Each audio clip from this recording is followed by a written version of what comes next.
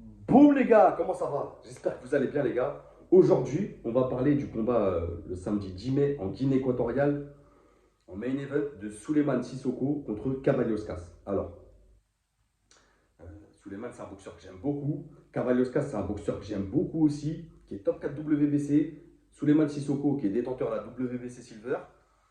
C'est un combat qui a été repoussé. Il devait avoir lieu le 7 décembre 2024, mais Souleymane s'était fracturé à la main droite les gars. Donc, on va voir comment il va faire pour remporter cette victoire. Je vais donner ma partie technique, les gars. On va faire palmarès et le prono. Tout ça, on va prendre notre temps tranquille. Euh, Sachant que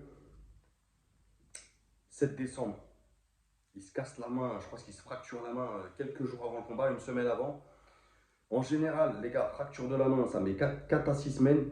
Facile, avec la rééducation. Ensuite, derrière, il faut retrouver la force, la mobilité dans la main, tout ça. Donc, on va dire, partant de cette base-là, qu'il a, si Souleymane il passe par là, il pourra nous le dire, les gars, ou sur Insta s'il m'écrit. Allez, on va dire que je compte pas la prépa d'avant, mais on va dire que pour cette prépa, après la rééducation, tout ça, allez, 3 mois et demi de prépa, grand max. Vraiment grand max. Donc ça fait pas beaucoup pour préparer un Cavalioskas. Mais Cavalioskas aussi, il a été inactif, on va en parler, les gars. Donc chez les poids Walter, moins de 67 kilos, donc c'est une catégorie que j'affectionne beaucoup. Il y a notre ami David Papo, bonjour à lui, qui est dans une autre fédé dans cette catégorie. Donc j'espère bien qu'on aura ce fight, les gars, Sissoko Papo, un jour. En tout cas, je le souhaite. Ça ferait du bien à la boxe en France. Vraiment, c'est un combat que j'attends. Bref, Souleymane Sissoko, les gars, je ne peux pas vous dire son classement parce qu'il est inactif depuis novembre 2023. Donc ça fait 18-19 mois sans boxer. Il est quand même top 2 WBC, 17 combats, 17 victoires, 0 défaite, 0 match nul, 9 victoires avant la limite, 117 rounds chez les pros depuis 2017, droitier, 1m79, 33 ans. Donc, on va dire que à son âge, c'est pas un grand âge hein, en boxe, surtout chez les pro Walter, mais ce combat-là, c'est ça passe ou ça casse. Vraiment, avec autant de temps d'inactivité, s'il perd ce fight, attention, ça a minimisé, ça restera une défaite et tout, mais ça jaugera son niveau. Vous voyez ce que je veux dire? Cavalioskas, je le vois comme un palier. C'est un gardien du temple. Euh, Inactif aussi depuis décembre 2023. Donc ils ont à peu près la même inactivité en boxe. Top 4 WBC quand même Cavalioskas. 27 combats, 24 victoires, 2 défaites, 1 match nul. 19 victoires avant la limite. Ça cogne. 133 rounds chez les pros depuis 2013. Droitier aussi, 1m75, un peu plus petit, 36 ans.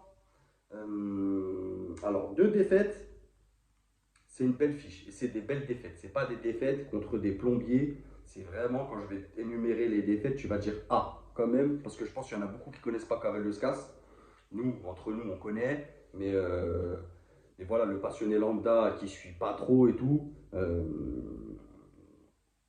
il ne va pas trop connaître, ça ne va pas lui parler Cavalioskas. Mais ses adversaires contre qui il a perdu, ça va lui parler. Donc, première défaite en 2021, excusez-moi, en 2019 contre Terence Crawford.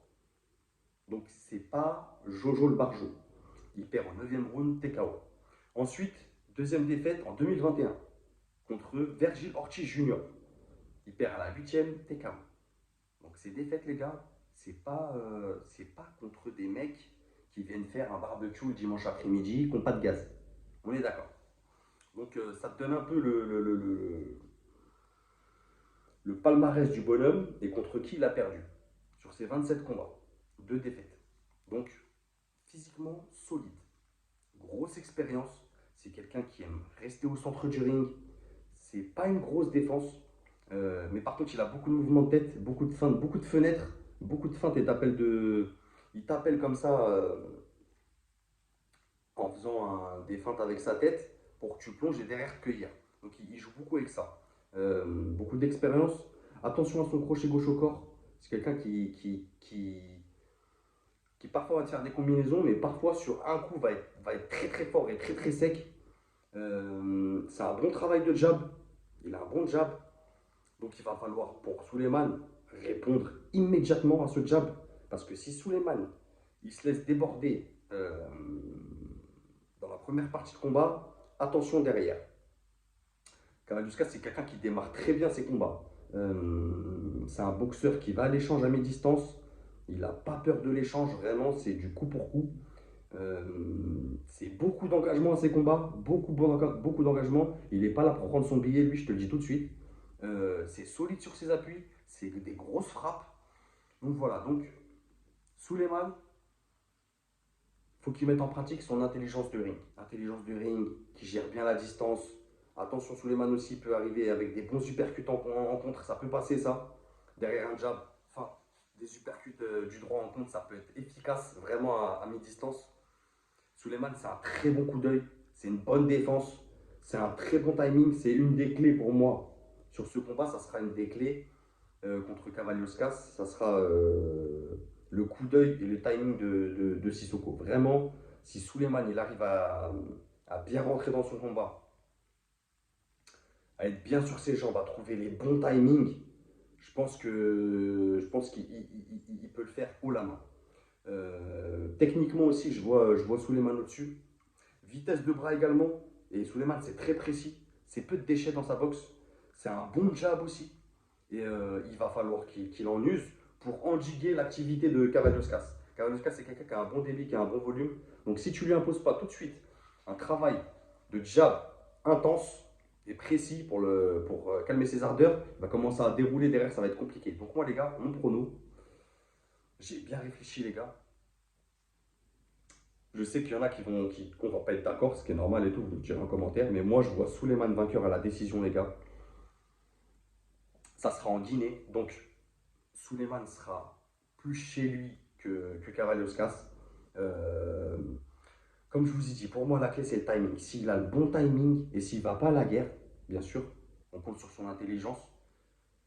S'il ne va pas à la guerre, je pense qu'il peut gagner ce combat avec de bons déplacements, sans se laisser cadrer. Parce que Kavaliauskas, attention, c'est un bon cadreur aussi. Et un gros travail de jab, le jab, le jab, le jab, les gars, on le répétera jamais assez. Et des combinaisons rapides, voilà, en entrée-sortie.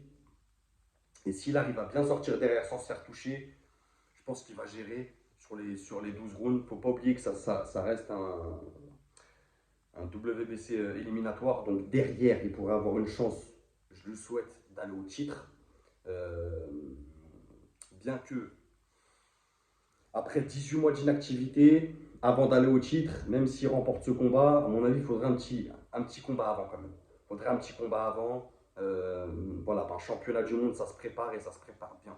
Donc voilà les gars ce que j'en pense. Dites-moi ce que vous en pensez. C'est pas une carte de zinz, mais quand même, il y a Lele Sadjo, il y a Nico Ali. Donc voilà, il y aura des petits combats à se mettre sous la dent, les gars. Donc dites-moi ce que vous en pensez en commentaire. Partagez, abonnez, likez. N'oubliez pas, c'est que de la boxe. Bang!